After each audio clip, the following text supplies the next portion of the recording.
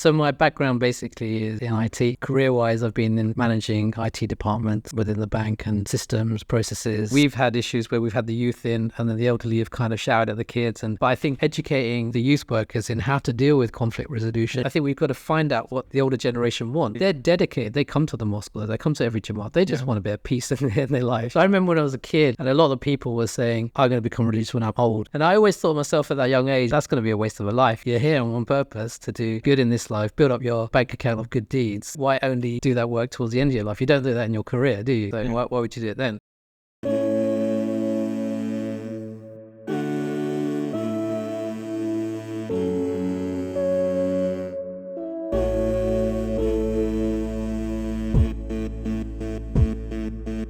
On today's session, I'm joined with and by Fayaz Iqbal. Fayaz Iqbal runs the Youth Hubb in Medway in Gillingham. And I would say the first time that I did work with Fayaz was probably when I was maybe 12 years ago, 13 years ago, when we had a night mania at Gillingham. And I remember on that, at Fayaz's local mosque, someone's coat got stolen. Yeah. Someone from outside came in and took it. Random memory. Since then, Fayaz has been doing bits of youth work. But now, I would say the weekly Youth Hubb in Medway seems to really be thriving, and they've got some really cool projects separate to the weekly Youth Hubb. So in today's session, I want us to get to know Fayaz and the work that Fayaz does. Assalamu alaikum. Walaikum salam. Fayaz, just before we get into it, I think I was asking you earlier so I can have a bio, and I'm like, it's too long. Separate to youth work, what's your background, basically? My background, so my background basically is in IT. I was always known as a computer kid in the house with loads of IT stuff.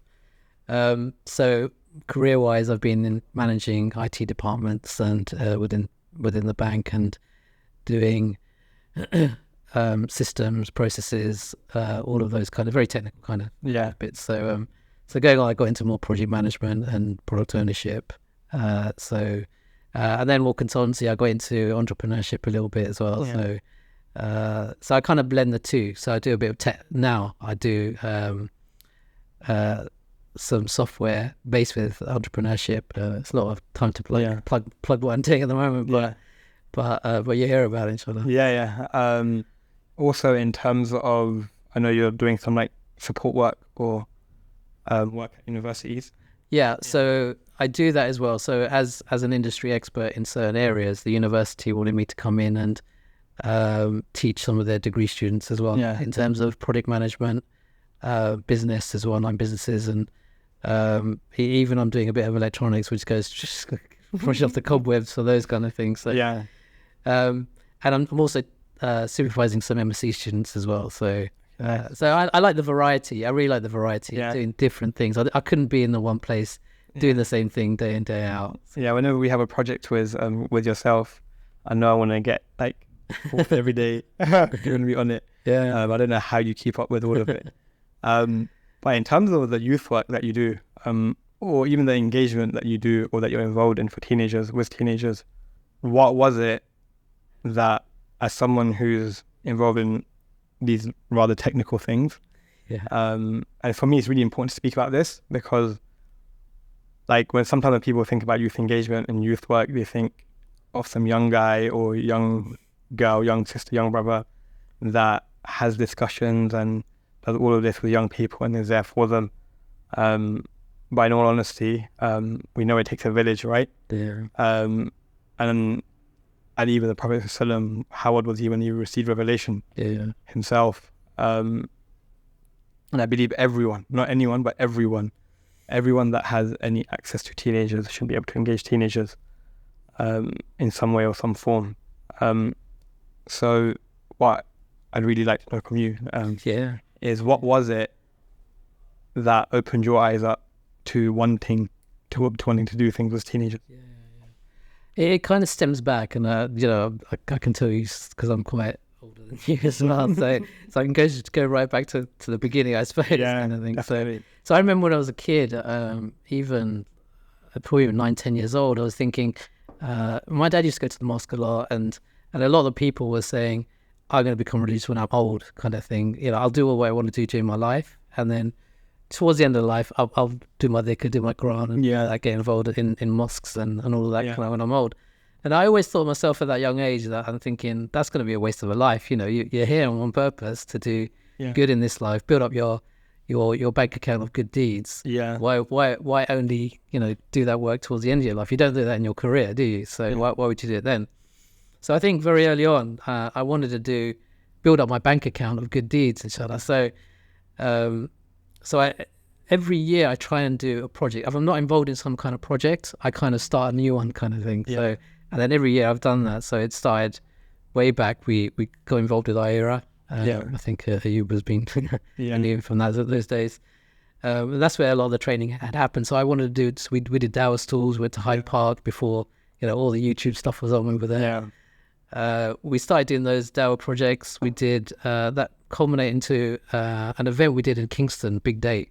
I can remember that. Yeah, so we did that for a few years until I moved back to Kent, and then in Kent, I think I wanted to do a new project because we new area. So I had a look, and obviously the education one wasn't as good Islamically, and my kids, and this is where the youth work probably kind of triggered as well in terms of that phase of my life. So my kids were getting to a point where they were growing up. I had to get them good education. So at that point, we started a school, an Islamic school. Basically, we were, and so not just an Islamic school. We did like a MISPA sports thing. We did an entrepreneur thing as well. So we did a scouts thing as well. So there's a few different branches, strands that we did at that point. And then that went on alhamdulillah, for a number of years until I think the school moved on to someone else's hands, capable hands. And my kids were a little bit older. So and then when we did, obviously at that point we did the Night Mania stuff at that point as well. So my kids, again, it's probably rooted around my kids. So as a father, I think that's quite common. I think a lot of people really understand it and the importance of it when their children get to that age. Exactly. But one thing I just want to touch on really quickly is you mentioned your bank of good deeds, like from as young as when you were 10, like thinking of that and understanding that. Can you speak about that a bit more? What do you mean by, like, obviously I know what you mean by bank of good deeds, but from your perspective, what was it that made you think like that? What's the ideology behind it? So we were up in Gillingham, basically at that age, really, and my dad, he was involved in the mosque as well at that time. And probably as typical as any mosque, there's politics, there's issues that go on, and there's cultural issues and stuff, everything that went on. And we got dragged into it. People used to come around our house and talk about it, or my dad would tell us about things like that at that point. And I think at that point, I'm thinking, it's what's the point and talking about that when the purpose is for a mosque to facilitate the prayers and the community at that point. So I think that the fact that I wanted to make a change in the community probably came from my dad, because he was there at the forefront and he was doing all those kind of things. But looking at it from the side, looking at, they're not doing it right. They're focusing on the wrong thing at that point. So that's the point where I kind of triggered about those good deeds. So in terms of the good deed, you hear the hadith and you hear the Quran, and you'll be judged of the day of judgment by Allah's mercy at the end of the day. But having those hasana, having the good deed, definitely. But I think also in helping people, we know that the one who guides someone to something good will get the reward for it. Without anything being deducted from the person that did it. That comment in there was the kind of struck me when I was doing the stuff with IRA, because at that point, that's exactly what they're saying. And they were thinking, we get the same rewards as someone who became a Muslim, without deducting from them as well. So anything that they do, we can sit back and get the rewards from that as well. Definitely, as long as you put in the work for it. But the other, from a reward perspective, for me personally, one, I'm not saying people shouldn't do humanitarian work and stuff like that, or even reactionary work. Sometimes reactionary work's needed. If an earthquake happens, people need support there and then, right? But in investing in people, you're investing in the entire future. Like, I've met young people that we've seen their change, and and then 2 years later they've gone and raised £10,000 for this charity project, or and if our work was a part of that change, then we that's an investment for us as well. Really. And I think investing in people is the most important thing. With Umar bin Khattab, he said, he asked some companions, he said, he asked them to make a wish, and one of them said, give me a house of silver, right? So, and I will spend that in the way of Allah, right? Then the next one said, give me a house of gold, and I will spend that in the way of Allah. And then the next companion said, give me a house of like gems and diamonds and emeralds, and I will spend that in the way of Allah. You know, Umar bin Khattab said, give me a house filled with men like Abu Ubaidah, Amir bin Jarrah, like Mu'adh bin Jabal, these companions. Because sometimes regardless of resource and your position, if people can get support, then I think that's where, like, for the bank of good deeds. Definitely. And being able to, be in a position where you can put that effort into it. You see a lot of other people doing, mashallah, youth work in London. I see that in London, but we're back in the sticks. We're back in the countryside. We've only got, our Islamic community isn't as mature as the ones in London. So being, going to IRA, going to these things, I can see it from a different perspective. But Kingston had a really good community. It does, yeah. How long were you in Kingston for? So I went to university there as well. So and then after that, post that, we used to live in Walton, which isn't too far from there. So Kingston was our big kind of masjid. So we were there for 5-6 years, I think. So I'd got involved in the community there, and the committee themselves, they were very forward thinking as well. They actually funded a lot of the stuff that we were doing there. I think they gave us like 4K, I think, just to set up the marquee, get the food in, get the people in. And they were more than happy to do that because they could see the results. And they did it for year after year after year for us as well. So that Kingston are really good, mashallah. I think they're just opening up a youth club now as well. Oh, are they? Yeah. I'm not know if they're related to the mosque. I think it's a separate group of brothers, but the community there is really... Muslim outreach, I think, is... possibly. Yeah. In terms of the work you do as well, what's your role in the Youth Hub? In the Youth Hub specifically. So how do you see it? Your role, so I see, obviously with I come back to my children at the end of the day.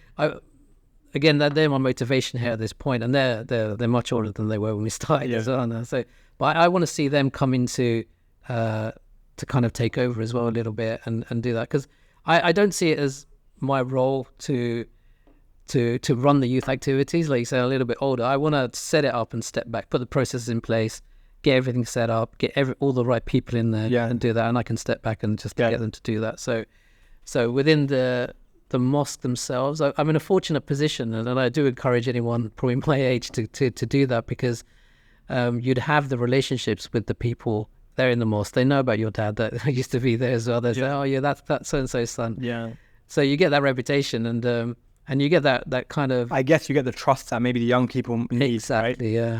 And you can have that trust. And they take you more seriously, I think, than a teenager, like 20-year-old teenager that comes up and say, I know better than you, kind of thing. And I think they do give you a bit more time, and they do a bit more, and obviously stuff that you've done work as well. So a lot of our committee, they're not to put them down or anything, but they've not been in a leadership role specifically. So you're talking about people who've never been in a leadership role, and then suddenly they're leading the mosque. They're leading. They don't have that strategic kind of thinking. And to be fair to them, I think the community changed a lot. I don't mean this in a way to put them down or anything like that. Or to say that their input's not important or it's not needed. Of course. But I think when, like, your parents, that generation, came, how many mosques were there?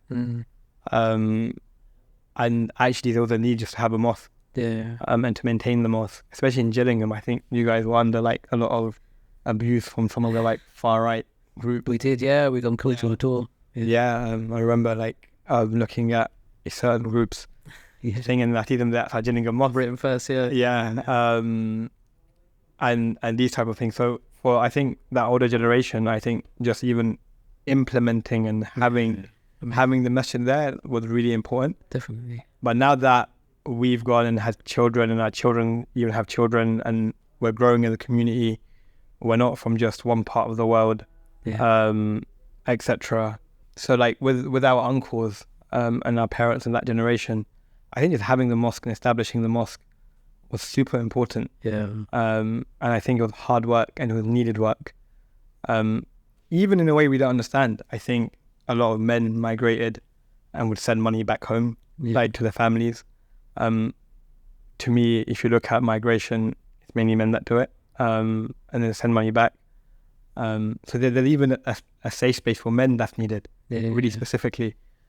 But I think now that we've grown as a generation and as a community, our job is just to carry on what they're doing and to bring that forward. And naturally, I can also understand why sometimes they're a bit worried and a little bit concerned. Because for them, they don't want to lose a masjid, right? That's been their mission. That's definitely the case where, you know, these brothers, they've done so much for the community. They've put dedicated hours and hours in. They're the ones who go to the mosque and see the toilet clean, dirty, and they clean themselves. You know, they're there every Jummah. They're doing that hard work, and they're doing the legwork all the time. And this was slightly my point before as well, because you got the strategic thinkers and the tactical thinkers, and they just want to get the job done. They want to do it there. But unless you've got the strategic side of things, and you can say, look, this is where we're going to forecast. That's where we're going to be. Well, this is where we want to take the community and everything. You know, otherwise you just like, you know, almost like you're on a mouse wheel, as they say all the time. You're not thinking like where we're going to take it in that direction. What's a vision for the community? Totally, yeah. And even now, because they're getting older as well, because they want to restrict the problems that they're going to deal with. So, for example, and I'm not saying it's a bad thing, but there was the 5-year-olds that came to the mosque as well, and they kind of spoiled the area with their nappies had leaked or whatever it was, and now they've put a kind of a restriction, say that no under 5s are allowed to come in to the mosque, which is an impact on their parents. Parents are going to kids. So. And it's not the way of the Prophet either. No, well, So we've spoken about this with a number of different people, and they say fiqh-wise, there's no problem with them banning 5. But it doesn't win the hearts and minds of the people. It doesn't, it doesn't bring people closer. So Islamically, is what they do. It's not like haram. Totally. But it's how they want to deal with it. And that's what I'm saying, because they haven't got that strategic thinking. They're not thinking about the future. They're not thinking about the youth as well. I also think it's a part of this is also just our way of thinking of things. Like sometimes we see a problem, we just need to stop the problem. Rather than, okay, why does this problem happen? How can we cater for the problem? Exactly, And sometimes when you volunteer run, and again, you're older, sometimes catering for the problem can be harder.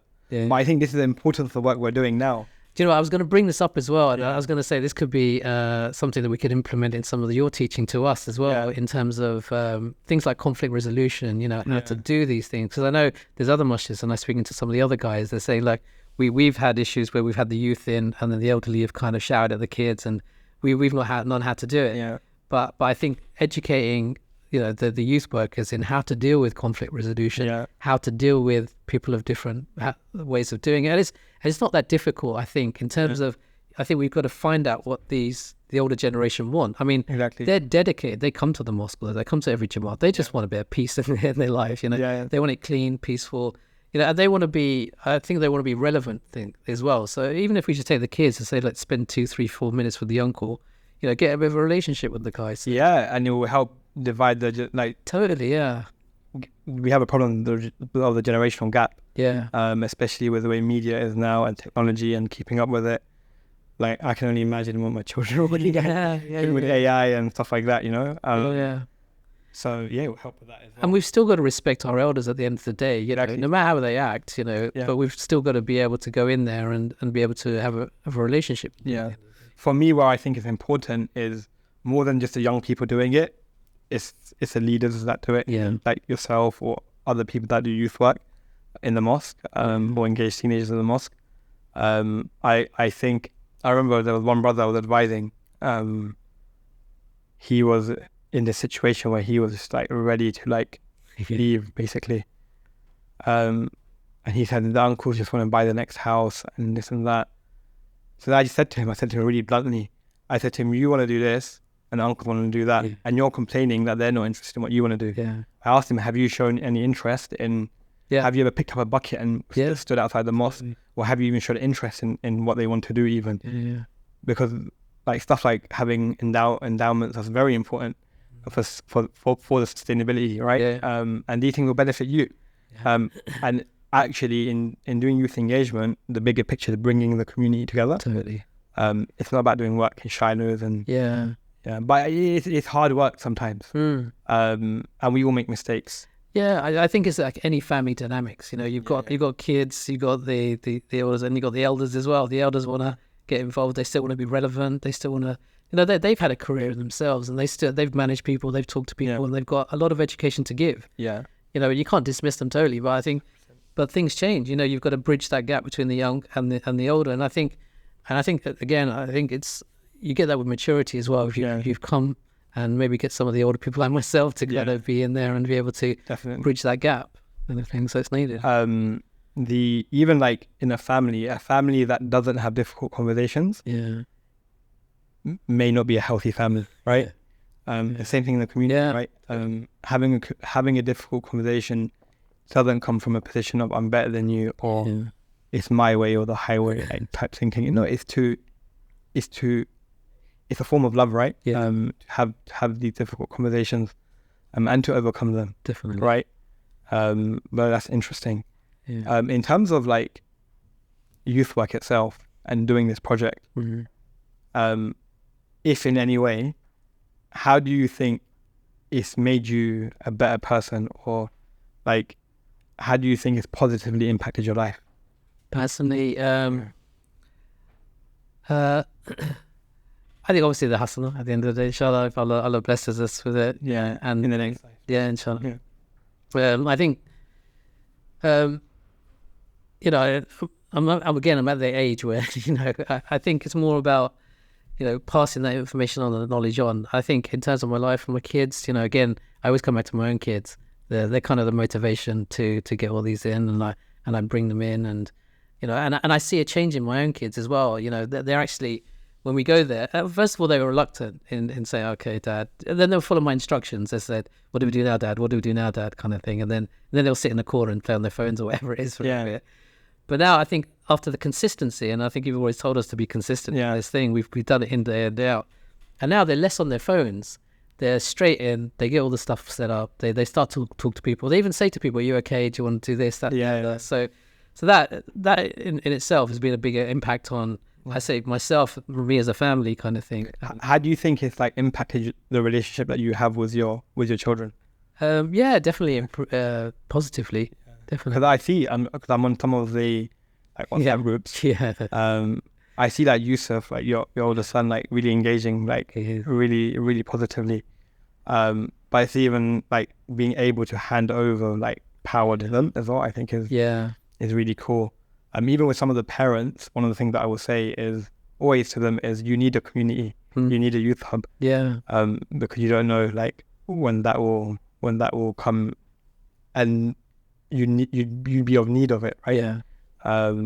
Without a doubt. And I see that it's like with any, again, I've always been my work stuff, and it's about succession planning as well. You know, if you're driving the youth away, if you're not nurturing the youth, you know, number one, where are they going to go? You know, they're going to go to their own friends. They're going to go with, you know, anything that they want to do outside of that connection. But they won't go to safe spaces. They go to places that aren't healthy for them. Totally. And then people within the mosque, you know, they're going to say that they can quite clearly see who they can, you know, nurture for the next generation of leadership and the next generation of trustees, and even I say this to the trustees as well quite often. I said, like, if we push them away, you know, these guys are 25, 24, 23 years old. In the next 5 years, inshallah, they'll be high earners. You know, you push them away now, you know, they're going to be your next donors for the masjid and building the new mosque and funding the whole thing. They're always pushing for that, and they'll have the ideas as well. They'll have the passion to do that. 100%. I think some of the best projects are, like, I see in the Muslim space, even like there's this youth clubs all over the UK. Some youth clubs have been running for like 30 years. I remember speaking to someone that ran the youth club in Hackney, and they were like, like some of the young people now are people who donate running the youth club. And I think the journey of going from a young person to a person of responsibility, with actual power and authority in the space to then actually supporting it and running it, and it's maybe even become trustees. And well, that's a significant as well, because I've been speaking to a lot of the people. I've been looking at the older generation and people who've been in the masjids and been around that area, and they always tell me, guys, that we weren't that religious when we were younger, but they had a table tennis table in the mosque, so we would go there because our parents, that's the only place our parents would let us go, kind of thing. Yeah. So they'd go there, they'd play table tennis. When the prayer comes, sometimes they'd pray, sometimes they wouldn't. But they'd love to play the table tennis. Even when they first converted, they had a little radio on as well, playing the table tennis. Yeah. It was that very kind of raw kind of understanding of it. But what it did do, it brought them in. And what they are now, the people I've been speaking to, they're actually running the mosques now. Wow. They're the ones that are in there. They're leading the mosques, and they've been through the system, because they had their heart attached to it, and it's, it's probably the raw form of a youth hub in those days. But even now, like, it doesn't really matter like what resources and facilities you have. Yeah. Like, you can have just one ball, right? Yeah. As long as the space is there and the environment, culture is right, then it can be really good engagement. My other question, and it's sort of related to first question, you touched on it anyway. But the work you do right now, what role does Islam, following Allah, like, have to the work you do? So the work that you're doing now for the Youth Hub? Yeah, the Youth Hub. Yeah. What role does, like, being a Muslim? Yeah. Okay. How does being a Muslim impact the work you do in the Youth Hub? So absolutely, it encompasses it totally, kind of thing. Yeah. Because obviously we're taught to be one ummah at the end of the day. We're trying to deal with and us. We can't affect things in Palestine, as what's going on at the moment directly. We can't affect things happening around the world. What we can affect is what's happening in our local area, our local community. So us bringing that ummah together and impacts what we do at the moment. Yeah. So bringing the kids to the mosque, bringing a bit of unity within this, and then we'll touch on the tournament that we're doing as well. So part of that youth work that we're doing is that we're going to other mosques to do football tournaments as well. So we're not. I know some of the mosques that don't talk to each other in the way they should. They're not enemies or anything like that. But they don't have that relationship as they should have with other mosques to bring the Muslims together. But that's what we're trying to do with the tournament specifically. At least just before the tournament, you were speaking about like other issues outside of England and local stuff. Yeah. What I would maybe add to that is like the impact that we can have, and not even just on Muslims, right? Obviously we are one community and one ummah, one global. Like, if one part hurts, the entire body hurts, right? Yeah. But even but the entire world can benefit. The Prophet was sent as a mercy to mankind, but just Muslims, right? And we're witnesses on this earth as believers. We have responsibility to other people as believers, right? And I think that's a given. But just for the context, I thought I mentioned it. But like, even if you look at issues happening in occupied Palestine, occupation happening all over the world and injustices, some of the biggest impacts we can have there is through the discussions that we have here. Yeah, like, even on the whole Palestine issue at the moment, as in, for us, it's not a thing of religion, right? There could be young people that when they watch the news, which is very one-sided, they could have anti-Semitic thoughts, as an example. Yeah. But we know the issue, the political issue, right?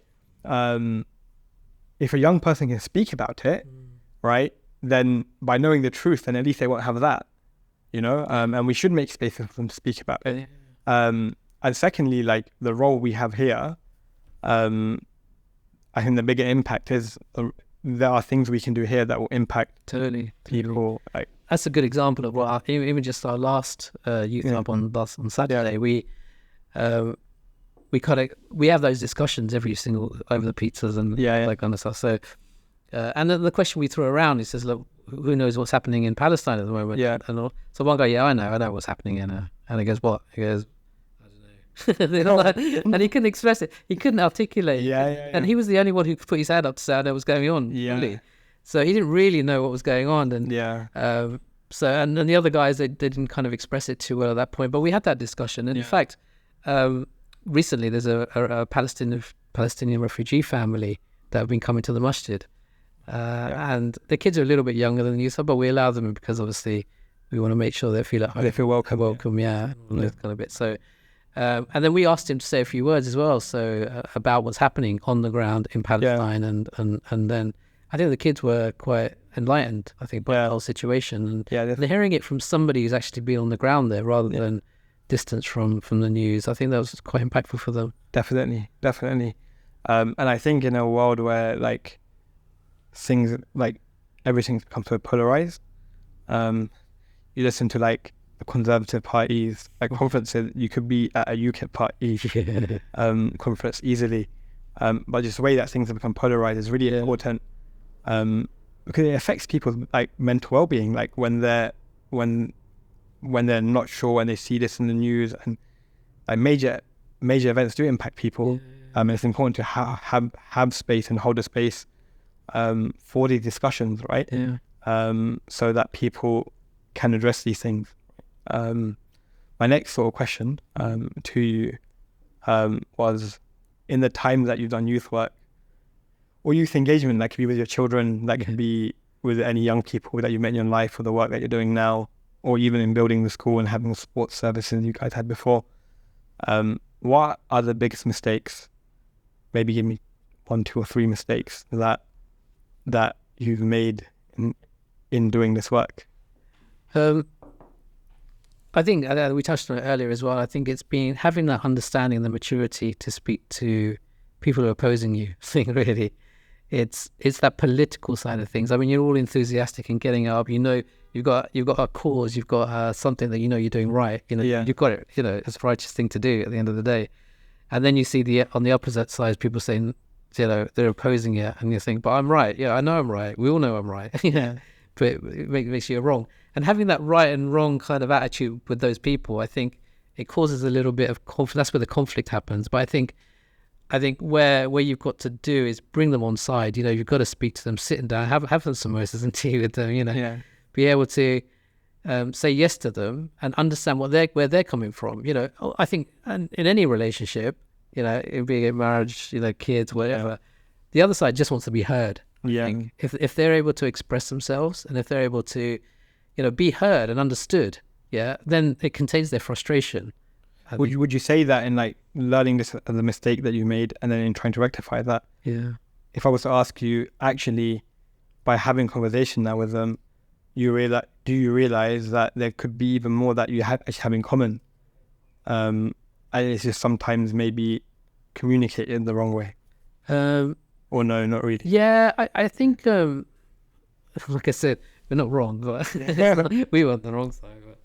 But I think getting them to understand our situation, our point of view, I think, because I think going through our history, I think, you know, we were at Gillingham, and then, you know, we couldn't do certain events then because they didn't like the Night Mania stuff. They didn't like us doing even trivial stuff like, you know, Arabic classes even, you know, all of that kind of stuff. So there's a lot of politics going around there that they felt, you know, may not be conducive for them. So we moved to Chatham.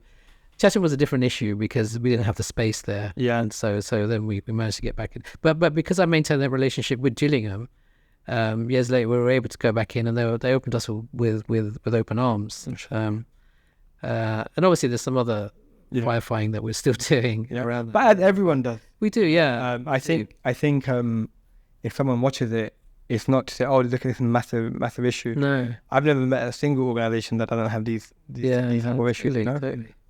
But I think, like, within our belief system, there are ways in dealing with it.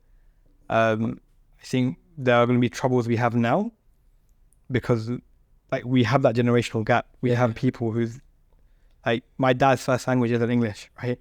My dad didn't grow up in Europe.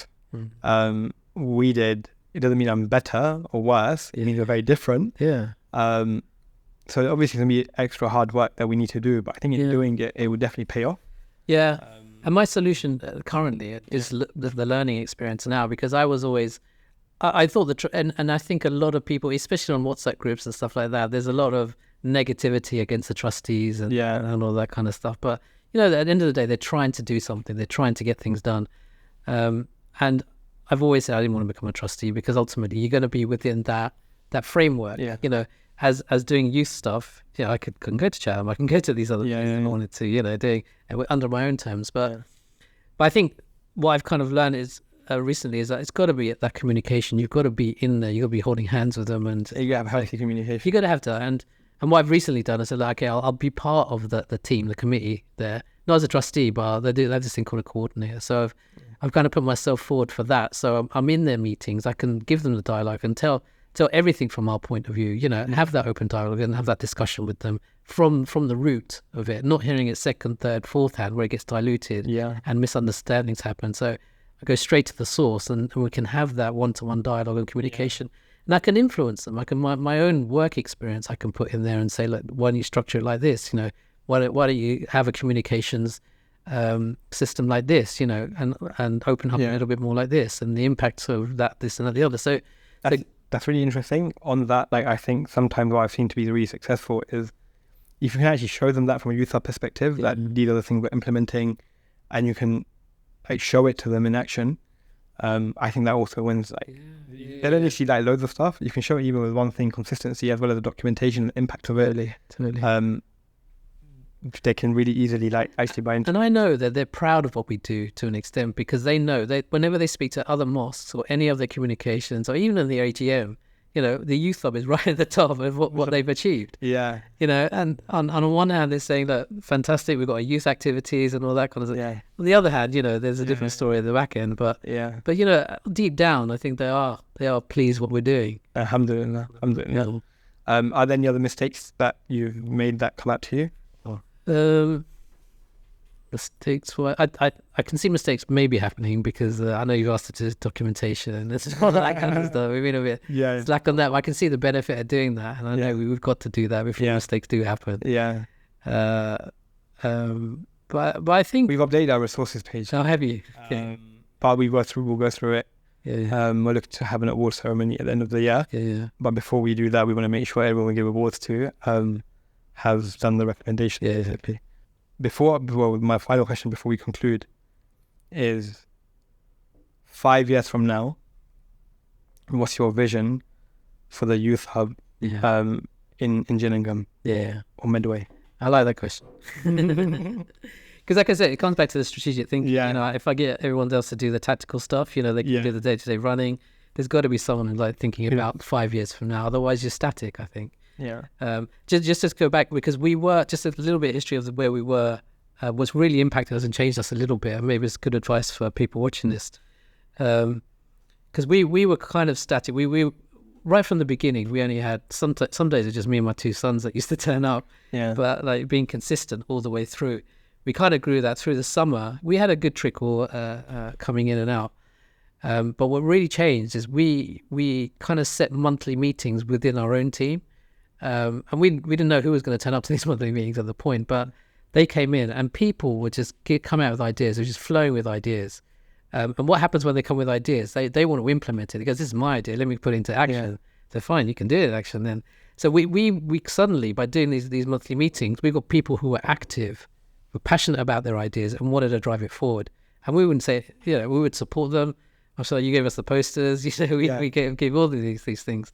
So that kind of flipped, and as soon as we did that, some guys said, let's put posters out every week kind of thing, let's do announcements there, let's do, the tournament kind of kicked off there, we did the 1K challenge as well. So after that, everyone came up with their own ideas, and we had multiple kind of people doing stuff. So after that, we're seeing the Youth Hubb, we're getting loads of people now. We're worried about how much we can afford on food.